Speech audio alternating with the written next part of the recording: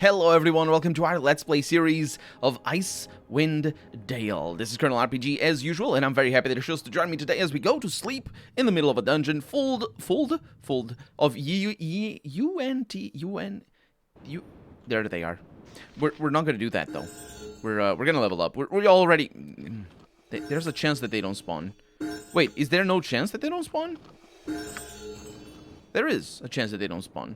Save's coming for that one, mostly because I don't want to bore you to tears.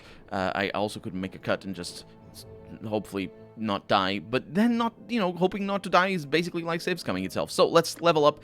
We have turned on the maximum HP per level, so I don't need to worry about that anymore. And besides, whatever. And then we have a level 1, a level 2, and more importantly, a level 5 priest spell. And that is really nice. Priests just don't get their fighting abilities all that up. All that up? That is definitely the word for any of that. So level 1, really good. We could just rely on healing, really, because that's all that she's here for, to do. Level 4s, oh man, those are lovely. And now level 5s, what do I have? Animal Rage. Imbues the target creature with animal ferocity.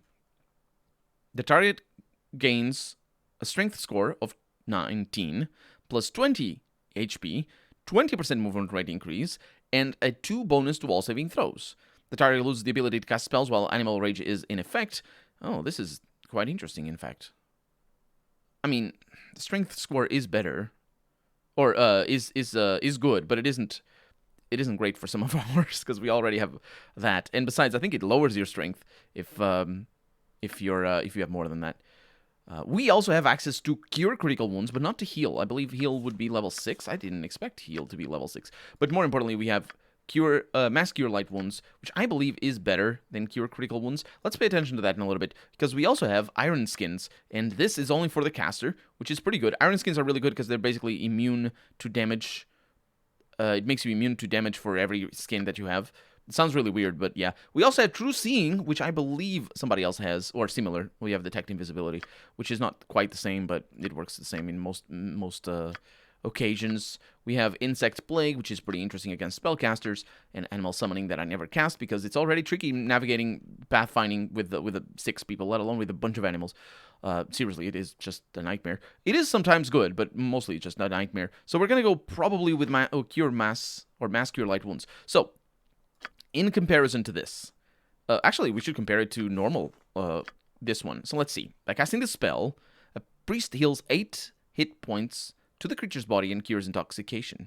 Intoxication here never existing in this game, mind you, because you can't get drunk. This spell has no effect on undead constructs or extraplanar creatures, which I believe is a way of telling us that we shouldn't cast the spell on... I really thought... Basically, you could use... I really thought you could use these spells as harm spells against... basically... What? Is that for later D&D? Does this D&D version not have that? Or did they change that for this game? Because it's... I never used it like that in this game. But for some reason, I thought you could. Basically, because there's a spell called Harm. And I don't know if we have it at all. But I don't know who has it, in fact. It might be only paladins. Or maybe... I don't know. I'm pretty sure there's a spell called Harm, which is the opposite of this. You do 8 hit points of damage. But if you're casting it against undead, then you heal 8 points of damage. And I thought Viconia had that. Viconia in Baldur's Gate 2, and also Baldur's Gate 1, but I think she's only a companion in Baldur's Gate 2. I think. I never play with her, even though she's actually kind of fun. To have her questline is kind of fun. But the point is, yeah, it doesn't work. So that is a flat 8 HP. Which isn't great, and then these ones are a flat 11.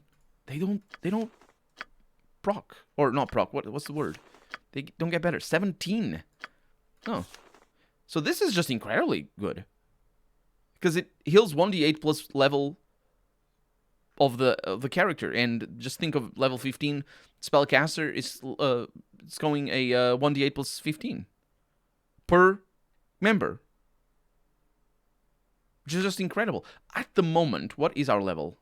Can I tell? I mean, I can. I just don't remember. We are currently level 9. So basically, that is better. That is basically it's basically this. If I roll the 8, it's basically the cure serious wounds instead of cure minor wounds.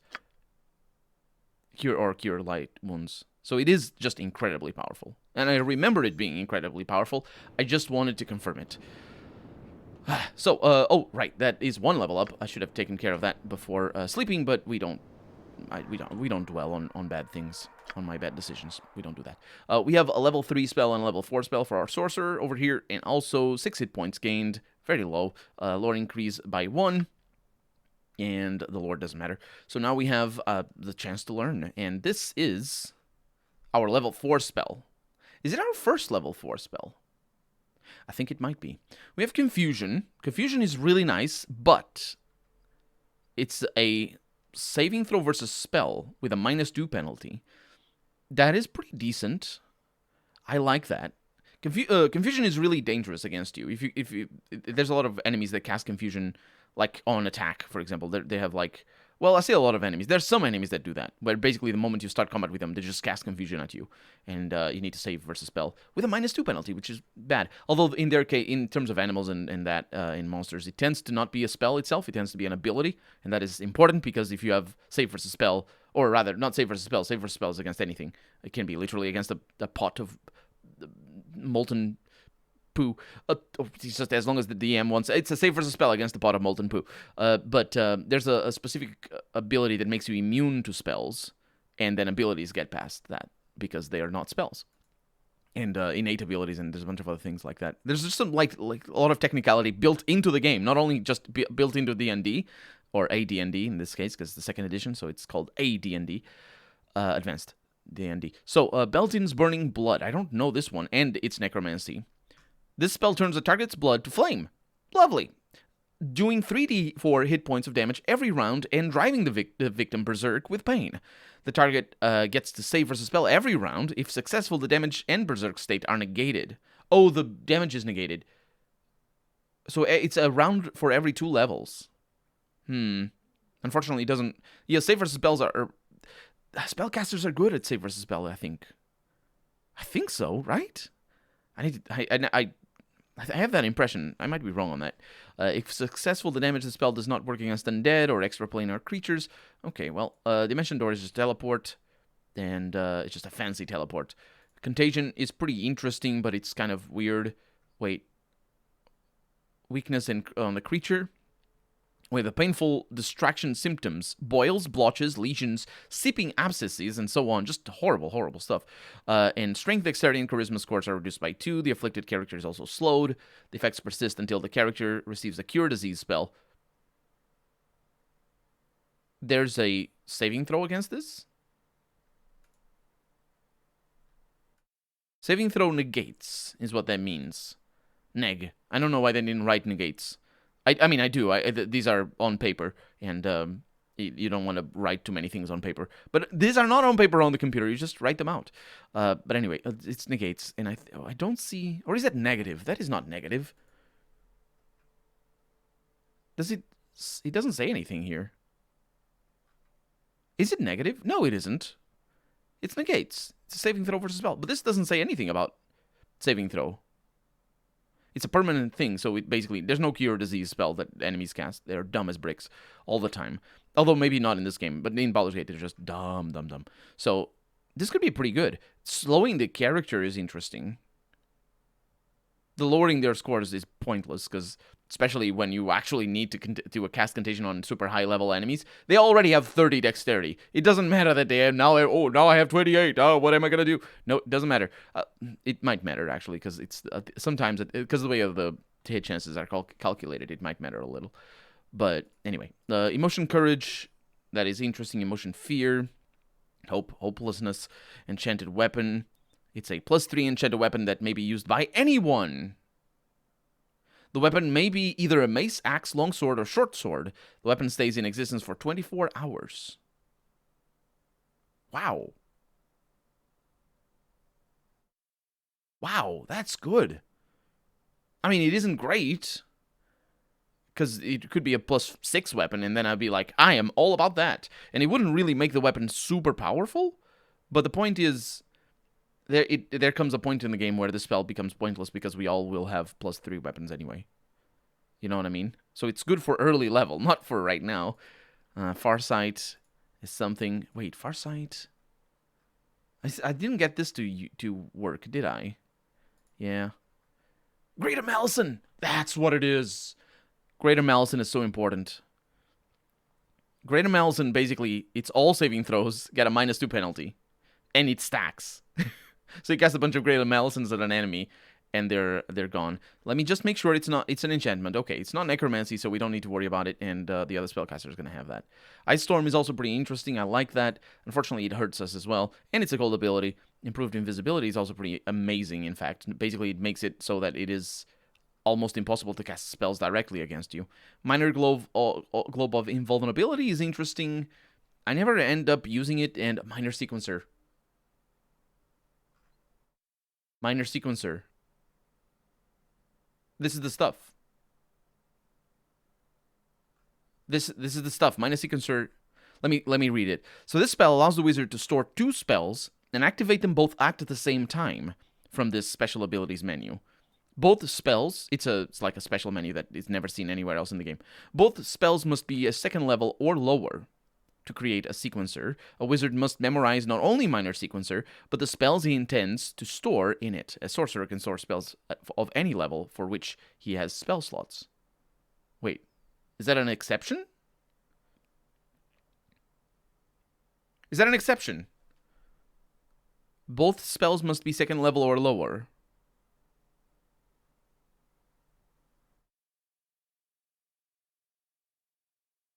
A sorcerer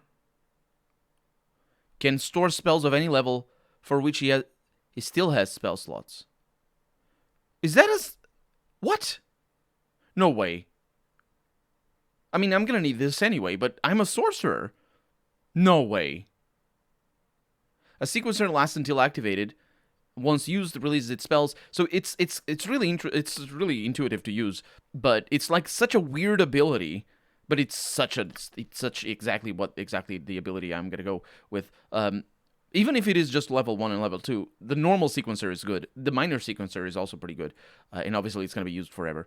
And it's just something that you can do before combat, and then you use it whenever you want it. Well, it's not quite as simple as whenever. You need to declare when you want it.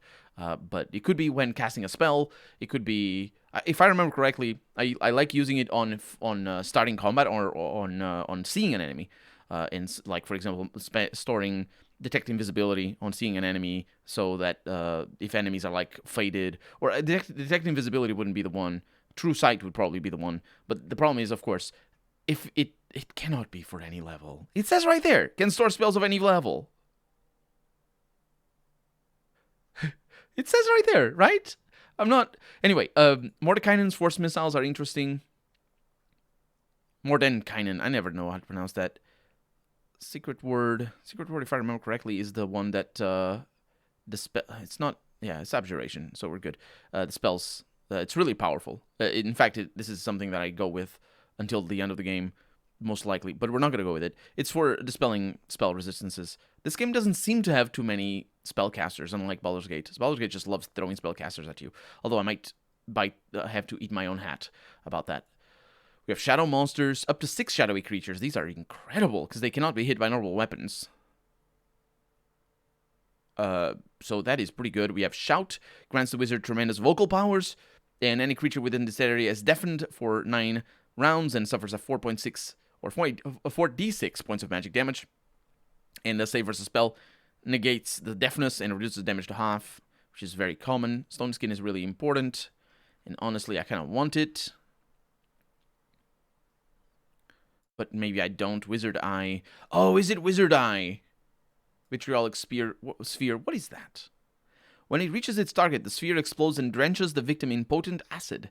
The victim suffers 1d4 points of acid damage per caster to a maximum of 12d4 points of damage at level 12. After the initial damage, the victim must save versus spell to avoid more damage.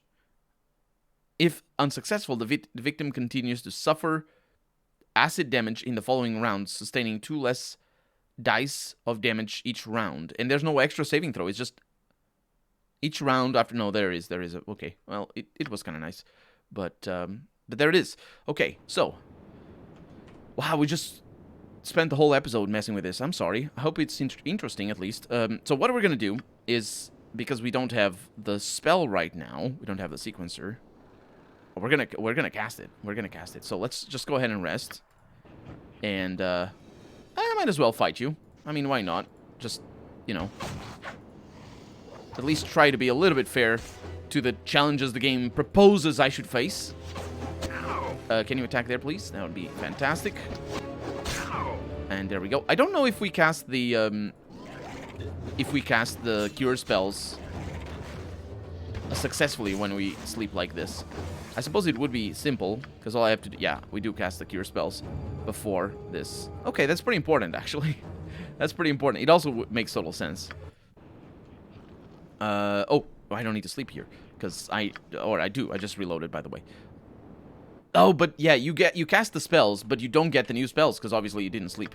So, we slept there, but no save's coming here. There we go. We slept there, but we didn't cast any cure spells, because we had done that already, and now we have 3 sequencers, but obviously, it's because I have 3 level 3 spells. So, I can only have 1 at a time, if I remember correctly. Let's do it.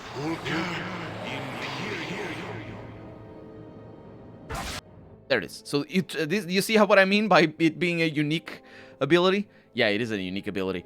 And also, basically, this is what you want. Because it's really fast. It's an instantaneous cast. It's just really good. It's like improved alacrity, basically, with a time stop, in fact. Because you can't do it any other way. But, unfortunately, they lied to me. They lied to me. Apparently, I can... Oh, interesting. They lied to me, saying that I could store any spell that I have level 4. I think that's just what the game is trying to say is that sorcerers work in a different way. But I know that already. I know that they work in a different way. And now you can cast it from here. Which is actually better than the normal sequencer. Because I thought the minor... What is it called? Is it improved sequencer? There's an ability somewhere in the game. And we're gonna come to terms with it eventually. But there's an ability somewhere in the game. Let's just do that. Another one over here. That basically asks you when you want to cast the sequencer. Instead of just letting you cast the sequencer like that. So I think that is because it's a special ability. Well, we can give it a try. It's easy. Because it is a special ability. Let's save the game here. We can see. Yeah, it basically casts those 2 spells. And that's it. And I wonder if it makes them disappear. It does make them disappear. Because you're basically pre-casting the spells. It's really sweet. It's a really good ability. And it's really important later on. But because I don't use my spells in a conventional way, I think it is good to do it like that. Stop the jiggles! Okay, we have a UNT Elite up there. Let's just attack you here. And unfortunately, it's attacking her. Stop it! My god, I just healed her. Okay, she's still detecting traps though, so that's fine. There's another one over here. Let's just attack you here. So you stop attacking, please keep detecting traps. Ooh, treasure. Good. Put it over there, but don't use them. At least I hope I haven't been using them. I only have 35. But then again, that's just how it works. Let's see. Continue detecting traps at this rate. It seems like everything is fine. And there we go. Okay. Not too shabby at all. Not too shabby at all. But this room should have been a lot easier, is what I'm saying. And also, what is the room? It is a UNT barracks. Oh. They don't sleep. The UNT don't. Look at them. They don't have... Or unless these are beds? I don't know. We got some interesting things. Speaking of things, didn't I run out of potions somewhere? I think I did. There we go. So you get all the treasure. Those potions, not so much, because... What are they? Potion of extra healing. I didn't know about that. I didn't know that we had that. That's 18. That's basically double the healing. That's pretty powerful. I love that. Okay, so we got a bunch of level +1 arrows. That's what I'm talking about. You should have been giving me that for a while now, game. Come on. Basically, the moment you start to be able to detect what they are by just lore alone, give me them forever. Every enemy. But then again, we haven't been fighting too many archers so far, so I suppose it's okay. I also appreciate that we haven't been fighting too many archers, because they are nasty to deal with, as you can attest by the fact that our backline keeps being shot at. Mostly because I send the backline face first. And also I can't hide in shadows and detect traps at the same time. That is a UNT elite. You're gonna be shot now. Yes. There's also things that I could do to mitigate the arrowage that comes my way. There you are. Why didn't I see you before? And we're safe. I like this. Oh, not that. I like that. I like this a lot. Look at that. We could start using normal spells. Or normal +1 arrows, normally. I don't know that that's a good idea, though. I'm really over-encumbered with all these jewels. No. Oh, it's this thing. Gnomish tools. Yeah, I don't know what those are for. I really don't know what they are for. They must be for a mission. I mean, that's what you'd expect, right? Let's see. Let's bring you back. If that guy aggroed, and it doesn't seem like he did, then we're gonna aggro. There's a better way. There's a better way. I don't know why I never do the better way. Oh, it's moving. Oh, it's Oz. And there's the combat. Well, I think. Ow! Ow! Don't attack Cantor. Down you go. Perfect. Okay, I'm gonna stop identifying that because I don't need to. But what I was gonna do is I was gonna just throw some snowballs up in there. Because there probably are more than that one. Speaking of which, and Ardegar is now being attacked. Okay. I don't think there's traps in there. Oh, that is an archer, and she's the one under attack. Okay. I know. Don't worry. I'm just gonna cast some spells here, and that's all right. So, I think we're safe. Apart from the traps, but I'm taking care of that. They are really a tremendous threat. And it makes total sense that I spend time doing this, because if they weren't as dangerous, I wouldn't care. They're pretty dangerous. Okay, so these doors are not locked. I'm gonna start using your arrows instead, and I'm gonna try to make a decision here to see where we're supposed to go. This might be the way forward. I like that it's like serpentine, because it's UNT. Get it? They're serpent people. Anyway. It's a UNT down there. Hello. It's also a mustache. It's a mustache. I don't know how to pronounce that. Histaki? It's a mustache. We're gonna go with mustache because the H kind of looks like an M. What is it? It's undead. I would think it's undead. Okay, we need to be very careful here with what you're about to do. And what you're about to do. Okay, everybody attacks this, except for Goronin. Goronin can be busy with a UNT over there. Weapon ineffective.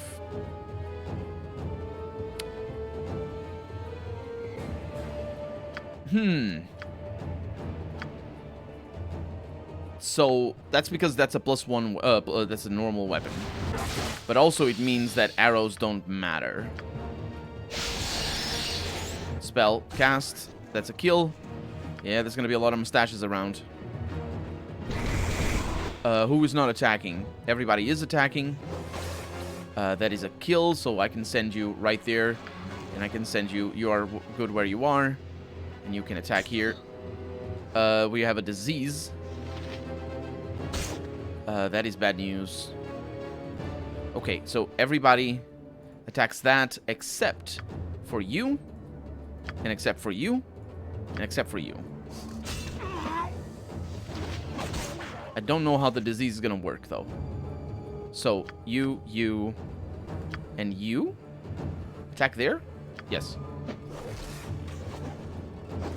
So these are like ghasts, as far as I can tell. And yeah, the disease is doing damage over time. Okay, let's just kill you now. This UNT is taking forever. It was just a normal UNT. Okay, so how can I get rid of the disease?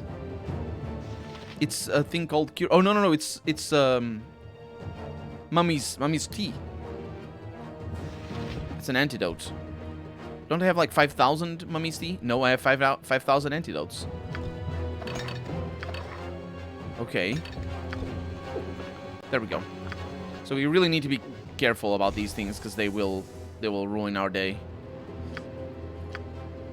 And apparently they're just mummies. These are the torture chambers. Okay, diseasing people would indeed be sort of torture. And then especially one that makes them loudly make loud sounds. Okay, those are normal UNT. They don't look like they are archers, but I believe they are. Because they didn't look first, but then they did. So, where are you going? Are we out of combat? I think so. Hey. No, are they archers? I don't know. Okay. Just send people up in there. It's gonna be fine. Those two can handle it. Absolutely. Gronin just took damage, though. Didn't like that. I thought he was gonna be impervious to damage, but that was a lie. Or it wasn't a lie, because I didn't say it. It was just misguided thought. Whew. But we're out of time for the day, so we're gonna have to see what is in that thing over there in the next episode. For right now, I'm Colonel RPG, and this has been Icewind Dale. I really hope you've enjoyed it, and if you did, go ahead and leave a comment. Like the video if you want to see the next episode come out sooner rather than later, but above all, thank you so much for watching, and I hope I'll see you next time. Bye-bye.